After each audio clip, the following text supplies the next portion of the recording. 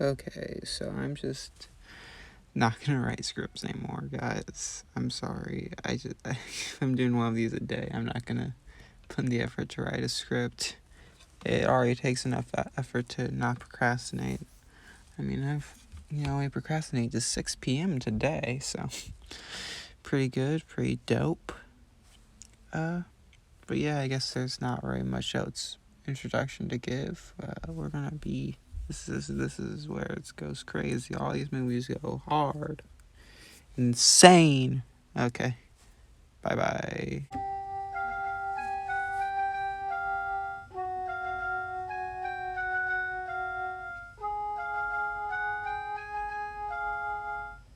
My number one thing about Home Alone is just like it really made me think that aftershave hurt a lot more than it does. Like you watch, puts his little hands to his head and he like screams. It's like it doesn't hurt. I put it on my first time after shaving, like when I was in like 10th grade or whatever, and I was like, this this just tingles a little bit. Like what?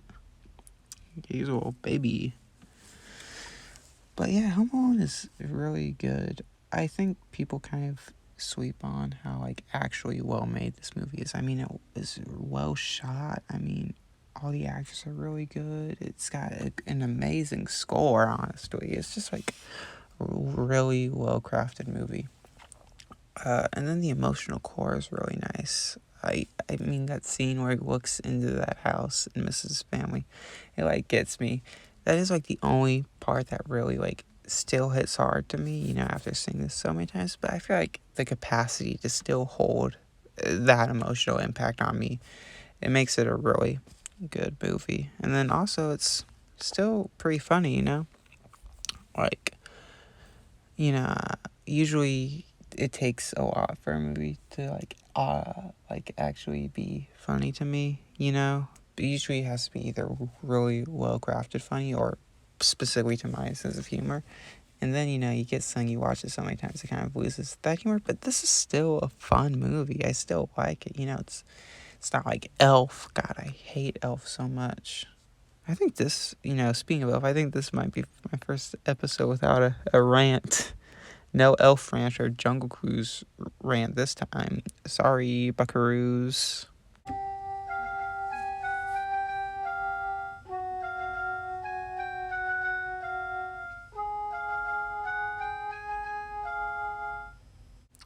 Seven is just like such an aesthetically cool movie. I just love the way this world looks. I love the grittiness of it. I love just it looks so dope. I mean, oh my god.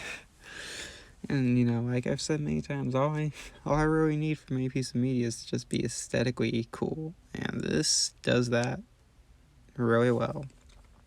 And then you got the characters, and it's not like these are the most amazing groundbreaking character arcs of all time, but still really well done. You learn about these characters over time. You see them grow and change. I'm just describing what a story is, but it works well here. I think it constantly keeps you invested in these characters. The mystery too is really engaging on first watch, but on a rewatch it can be a bit boring, which is for a mystery movie that's not that big of a deal. A truly spectacular mystery movie won't have that issue, but for this it's really fun, and you get I don't think it's about to be really fun, but it's a really fun movie. And then you do get genuinely unnerved at some points, either just from kind of gross out type stuff or from actual built-in tension. It's a really good experience. You got the cool aesthetic, you got the tension, you got the character intrigue. It just all works together really well. It's a dope movie.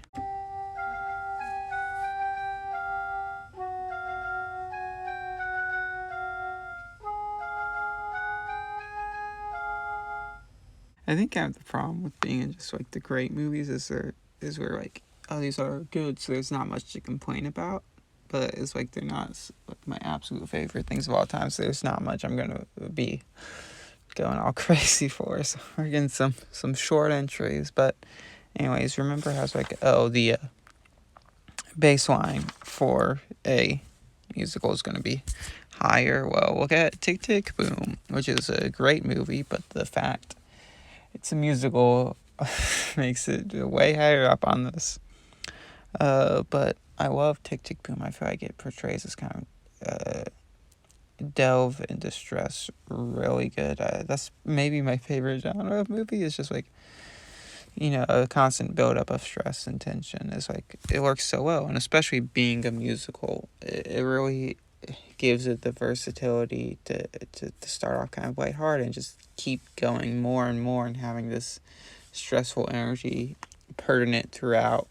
And then besides that, it's just fun. Like, it's not like gonna be a really like laugh out loud movie or anything, but it's just like a fun time to see all this stuff, and then you get the more stress stuff, and it's like you really feel, and I feel like also, you know, the performance of Andrew Garfield here kind of goes crazy. Like, this is like this guy, and I'm like, yo, that's the main character of Tick Tick Boom. I don't remember his name. I'm sorry, guys. But yeah, it just crafts its stress so well, and that's what makes it good. The only thing I craft is mine.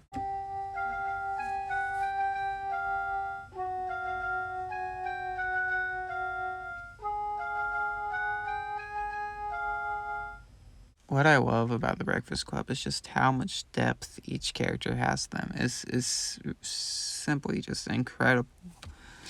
Like, I feel like just in this short period of time, each character gets a fully developed, like, past, present, future, and all these traits and complications to them that are all revealed at perfect times. They all develop at perfect times. It's just amazing. And, it's also a funny movie. There are good laughs, but not everything's a laugh. Sometimes it's a sad. And isn't that what we all want from a movie? It's just dope. There are like some big plot issues I have with the ending that I think everyone has with the ending. I'm not gonna like spoil it because I'm anti-spoiler. That's my biggest political belief. Is I'm pro Puerto Rican statehood and anti spoilers. That's my platform for president. But yeah, my favorite is the little nerd boy. I like him. Not that I'm related to him. Not that I'm a nerd, but he's cool. He's dope. He can't dress himself. He's a little loser. Haha. No, I'm no loser though. Don't. Okay, that's that.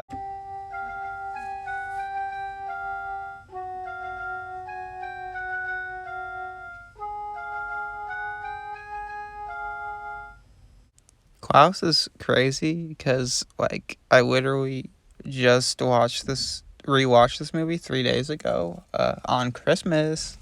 So it's the freshest in my mind. It's the easiest for me to talk about. But Klaus goes hard. I remember when I first started watching it, I was kind of turned off by the animation. I kind of like didn't like it that much. It kind of like was uncanny valley to me. But I really have grown to love it. I think it's just such a cool art style. It's like, it's kind of faux 1950s in a way, which I think really aids to being a Christmassy movie because, you got a lot of very classic 1950s Christmas specials like, Frosty the Snowman and whatnot. And this kind of seems like a replication of that style, but in a more dynamic way, which just goes so hard. I love it so much. And then it's a fun like a buddy come together and they become friends movie, which is, I love those. I just like seeing people become friends.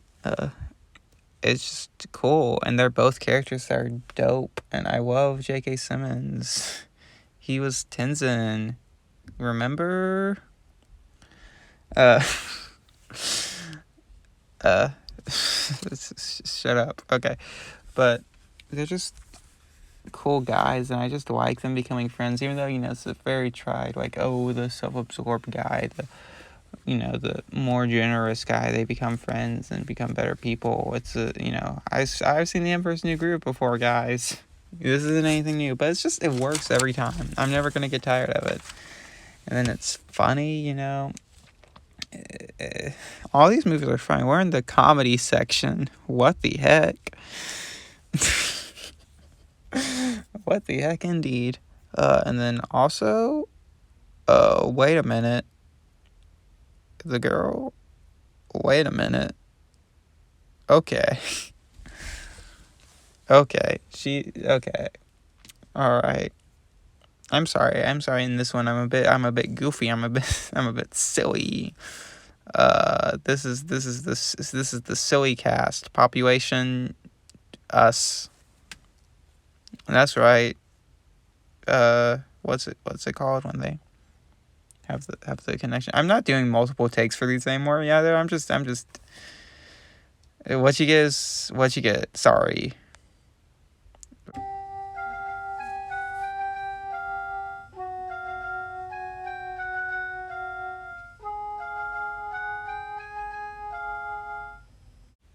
Now we're in the 9 out of 10, which is, just the amazing, amazing movies, Like, they might, like, not fully be, like, the best thing ever or whatever, but they're, like, oh my god, They're, like, amazing. And I guess the first one we got on the docket is Burrow, which is just, like, cute. And I mean, that's all it needs to be. It's just a cute animated short. It works so well. This kind of aesthetic of kind of the whole burrows and like underground thing. It's just kind of an aesthetic I really love. And this does it. It does it well. It does it cute. I know I was complaining about these being short, but I mean, not the movies. This is a short film it's meant to be, but these little reviews. But I don't know what else to say about Burrow, except that it's a cute movie that is an aesthetic I really like. What else do you want from me? It's Burrow. Kill yourself.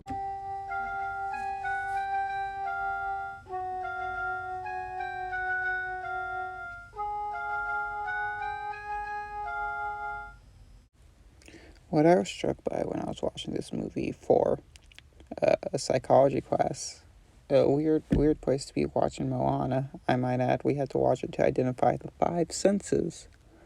Weird movie to pick also for that. But you know what they say. A Moana a day. But, oh yeah, the other movie I had to watch for that was, The King of Comedy, which I'm also kind of like a king of comedy, too. Who else up feeling like Rupert Wupkin from King of Comedy? I know I am. You know what I'm saying? But yeah, what struck me was how this is kind of just the perfect children's movie. Like, its story and characters are so well developed, but it's all at just the right level of complexity to challenge a child, but not like fully throw them off, like make it indecipherable. And I feel like that's a really well done act of a balancing act, if you will. But it's just such a well done children's movie, but also just as like a personal enjoyment. Now it still goes so hard, like, it still has a nice, interesting story. It's another two people become friends story. I love that. I love those. But also, I'm sorry, Jesus Christ, it's really well animated. Like, for coming out in the era this did, congratulations, by the way. It looks so good. Because, that's kind of the problem with CGI animation, is that, like, 2D animation doesn't really age. Like a Snow White, even though it's not the first anime movie, don't let the Disney propaganda get to you. Jesus Christ. It looks pretty today, but, you look back on something like Toy Story, and, it's like, I know that's a good movie, but I'm not lying if I said it didn't have some rough edges. Rough because the dog looks bad in that movie. It's a pun, you see. Sorry. But this movie looks really good. It's really pretty, which is really pretty hype. Especially for Disney. This is kind of where they hit their stride in 3D animation. Unless Wreck-It Ralph came out before this. I don't remember which one came out before it. But whichever one came out first is where they hit their stride. Wreck-It Ralph definitely came out before this. What am I talking about? Jesus Christ. I'm just stupid, I think. I mean, this looks better than Wreck-It Ralph, so this definitely looks better than... Whatever. Wreck-It Ralph is also a movie about two people becoming friends. It's all interconnected. But yeah, and it's funny, when I saw this as a kid, I thought it was way funnier, which just proves, how good it is as a child's movie. But it's still funny as an adult. It's no, like, it's, I'm not calling Moana herself a queen of comedy, but she's got a little bit of fun to her. And then also, it's just got really cool set pieces. It's all really creative and fun. And that's, also what makes it a great children's movie is because the children need these creative, fun environments to really heighten their imagination. That's kind of the problem I have with superheroes becoming so popular, especially for children, is that it's kind of all samey, which kind of puts a barrier around what a child can think up because the media they consume really influences what they even determine as possible to imagine. And so, when you give them more creative stuff, it just, opens them up more. But, good for children, amazing for children, but still amazing for teenagers, too. I wanted to clarify I'm not a child, but I still am. I guess I said that in the last one, too. Bye-bye.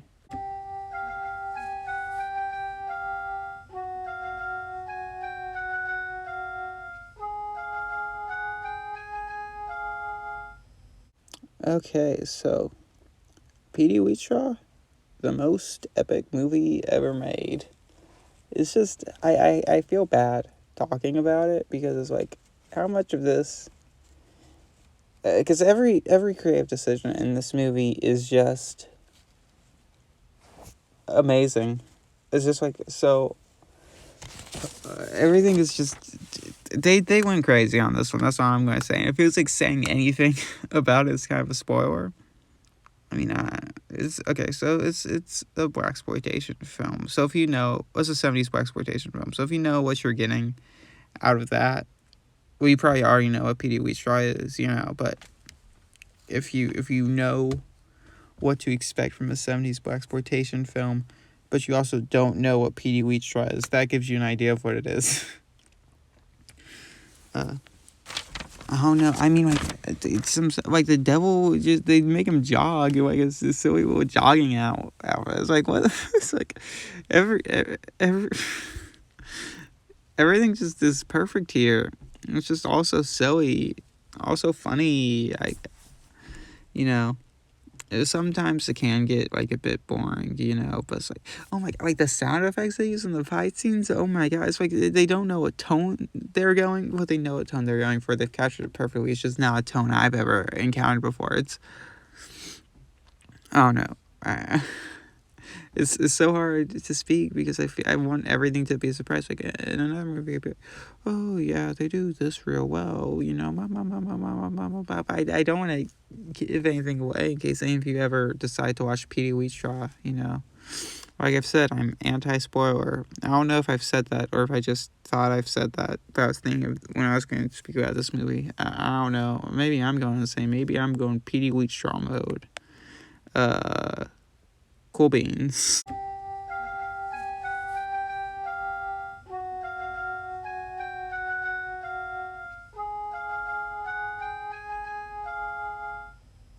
Petey Wheatstraw is just Pinocchio is just like Petey Wheatstraw. They're both P characters, who are insane, whose movies go so crazy. Pinocchio is the same thing, everything in Pinocchio is crazy. But the difference is Pinocchio's a just actual. It's like good. It's not just fun to look and say, that's so crazy. It's also got another thing to add to it. It's their only other thing that has Release that is like super well animated. I love the way Pinocchio looks. It's layered so well with that layering technique early Disney uses. It's got such a nice aesthetic. Oh my god! I think this is probably my favorite looking Disney movie. It's just so pretty to look at. I love it so much. Of course, the issue is that it doesn't really have much else to make up for it. But it's Insanity, which is, it goes so hard. It's so crazy how the thing people took from this, the original source material too, is that Pinocchio lies and his nose grows. That happens one time. Like it's one scene in the movie.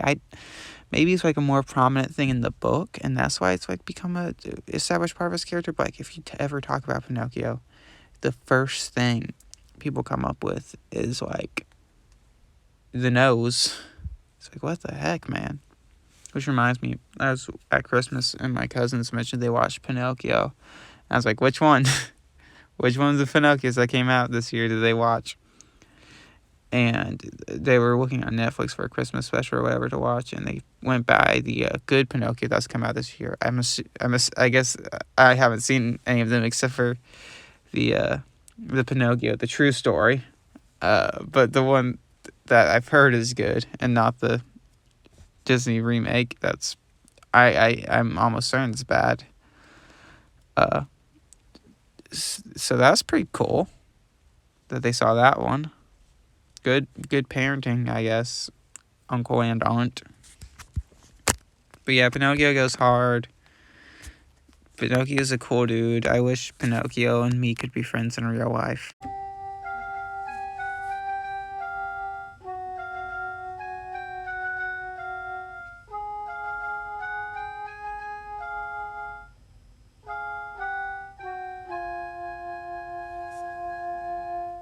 I mean, it's The Shining. Do you want me to explain to you like why The Shining is like an amazing movie? You already know it's The Shining. What? But let's talk a bit about The Shining. It's so weird because like while I wouldn't say this movie is really all that scary to me, anyways, it's like still like a fully engaging movie, which is kind of weird for a horror movie to like fully engage you if you're not like scared of it. Which I'm not trying to be like, oh, The Shining didn't scare me or whatever. Like I'm scared by less scary pieces of media. It's just this didn't really get to me, which that's not my fault. But like I think it's just such a pretty looking movie. Everyone already knows that, but it really keeps your attention if it was just these images. It's like if Hopelessly Lost was even prettier, then it still probably wouldn't be here because there's other good things about The Shining. What the heck? The Shining has good tributes. Good attributes. Jesus Christ. This is groundbreaking stuff. Yep, it is. Both Shelley and Jack do so good on their portrayals of their kind of descents. They both go crazy. Jack actually does go crazy in the movie. That's his descent. And then Shelley goes crazy in real life because she was abused for her to be this scared. But I mean, it worked. I'm not saying this. I'm not like saying like, oh, well, his ideas for how to do this, they work. So we should like imitate these things. Don't think that's what I'm doing. Okay, please.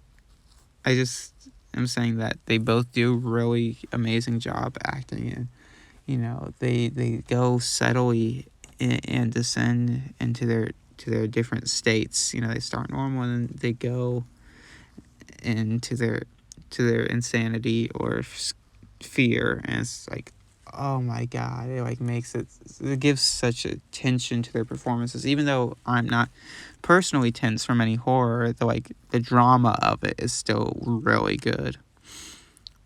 And yeah, The Shining's a really good movie. Good night, everybody.